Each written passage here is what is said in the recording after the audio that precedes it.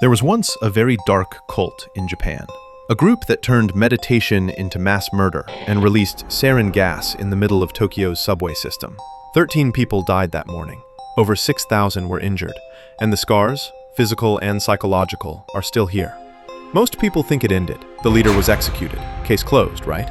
Not even close. The truth is, Aum Shinrikyo never really disappeared. It simply changed its name, split into groups, and kept going. By the way, my name's Takku.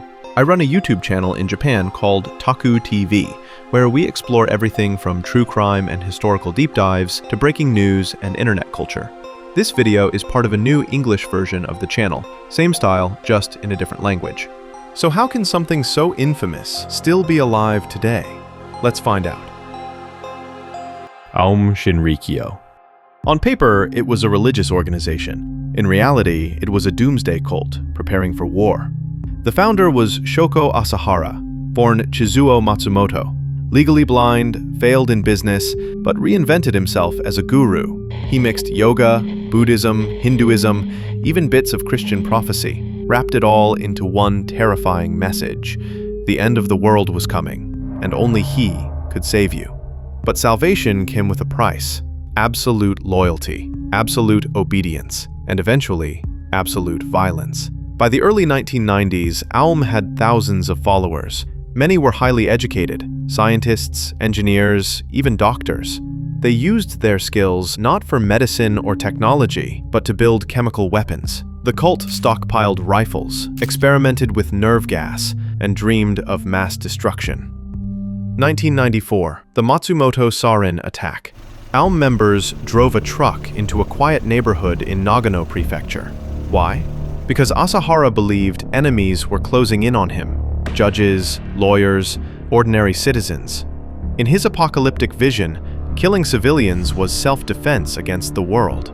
They released sarin gas, a chemical weapon banned under international law. The result? 7 dead. More than 140 injured.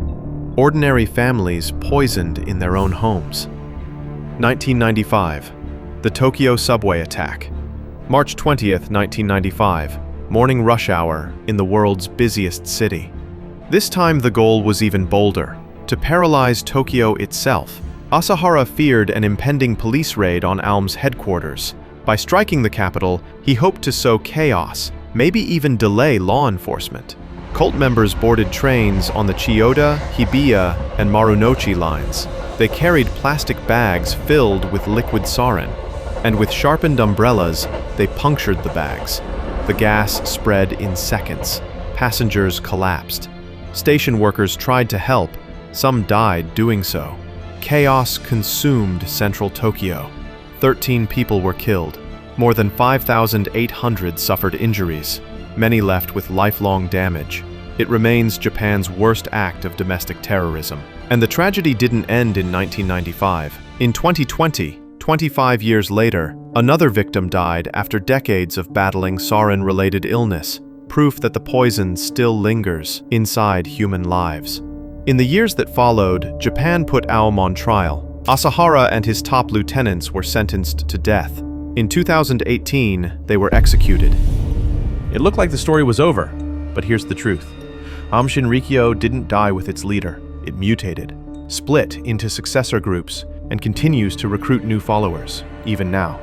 You'd think a group like this would vanish after 1995. Leader executed, top members imprisoned, national shame. But that's not what happened. Aum Shinrikyo simply rebranded, and today it still lives on under different names. According to Japan's Public Security Intelligence Agency, 3 successor groups remain active: Aleph, Hikari no Wa, and Yamada's group. Aleph, founded in 2000, is the main branch. It is run by Asahara's wife and children, and they openly worship Shoko Asahara. His portrait is placed on altars. Followers chant pledges of loyalty to him. They even drink kanrosui, a so-called divine water he once blessed. And yes, they still use bizarre devices, like the perfect salvation initiation, a headgear wired with electrodes said to transmit Asahara's brainwaves into new members. Yamada's group, led by Misako Yamada since 2015, keep a lower profile, but still maintain shrines, Aum scriptures, and even celebrations and ceremonies for Asahara. In 2018, residents in Kanazawa reported hearing chants of his name echoing through the neighborhood. It turned out they were celebrating Asahara's birthday through chantings. Hikari no Wa, Circle of Light, founded in 2007 by Fumihiro Joyu, a former senior member. Unlike the other two groups, it claims to reject Asahara's influence. But in practice, their seminars and meditation retreats often recycle Aum's original teachings.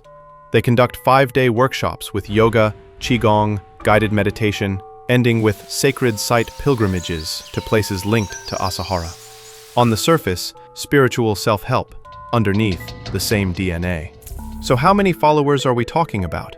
As of 2022, roughly 1,650 members in Japan, around 1,350 lay believers, and 300 full-time followers.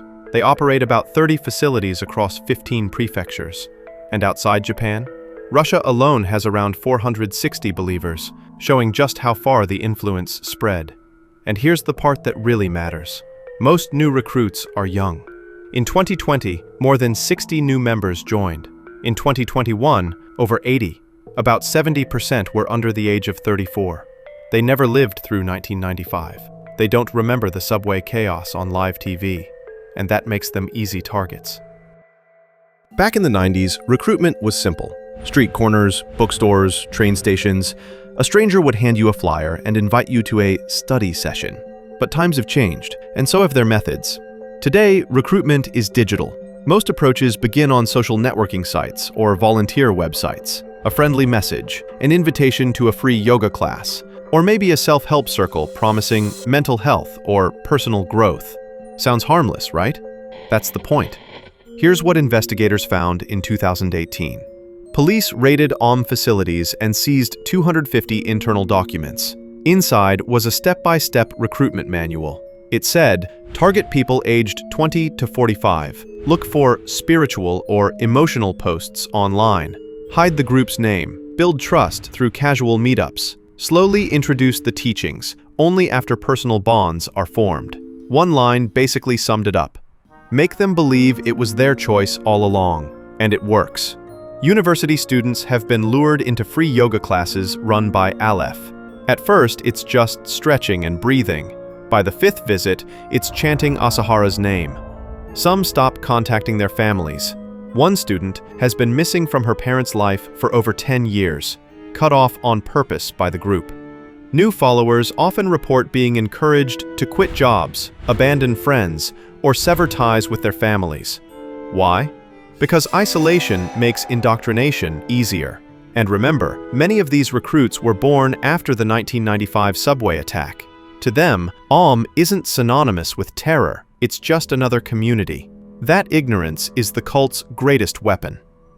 However, Japan hasn't forgotten what Aum did, and the government knows the threat isn't gone. That's why there are constant countermeasures. In 2022, Nagoya and Gifu universities released warning videos. They told students, if someone invites you to yoga, meditation, or self-improvement circles, be careful. It could be a cult in disguise. The videos are streamed on official websites and YouTube because students remain one of the prime targets. Since the 1990s, Aum's successor groups have been under state surveillance. And in 2023, the Public Security Examination Commission extended restrictions again. That means facilities face limits on how they're used, collecting donations is strictly monitored, and the police keep eyes on members 24/7. Why so strict? Because officials still believe these groups carry the potential for mass violence. The ideology hasn't changed. The loyalty to Asahara hasn't faded. These groups prey on the broken, because maybe, to them, a community promising healing feels like oxygen. That's how mind control begins. Not with force, but with comfort. With someone finally saying, you belong here. And once the hook is in, denial doesn't work. Telling someone you're brainwashed only pushes them deeper. The better strategy? Plant a seed of doubt. Ask questions. Show contradictions. Let them realize, slowly, that the answers don't add up. Because in the end, the real prison isn't the cult compound. It's the cage built inside their own mind. History is what we choose to remember. But forgetting is exactly what allows history to repeat. So remember Om, remember the victims, and remember this. The most dangerous cults are not the ones that died in courtrooms, but the ones that quietly adapt, waiting for us to look away. That's all for today's story. Drop your thoughts in the comments below. And remember, sometimes the scariest dangers aren't in the headlines. They're waiting for the moment we stop paying attention. See you in the next one.